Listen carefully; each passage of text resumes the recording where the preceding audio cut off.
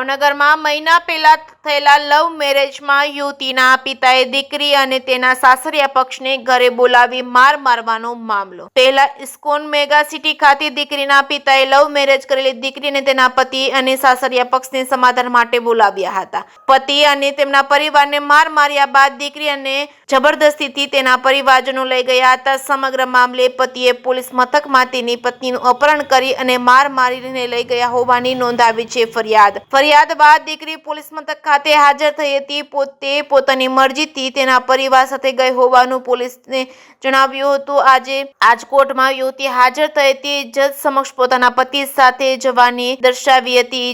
જજે પોલીસ બંદોબસ્ત સાથે પતિ અને પત્નીને મૂકવા જવાનો આપ્યો હતો આદેશ। પોલીસ દ્વારા ચુસ્ત બંદોબસ્ત વચ્ચે પતિ પત્નીને મૂકવા જવાયા હતા। જે કે સિંગુ સાથે હિરેન ભાયણી, ભાવનગર।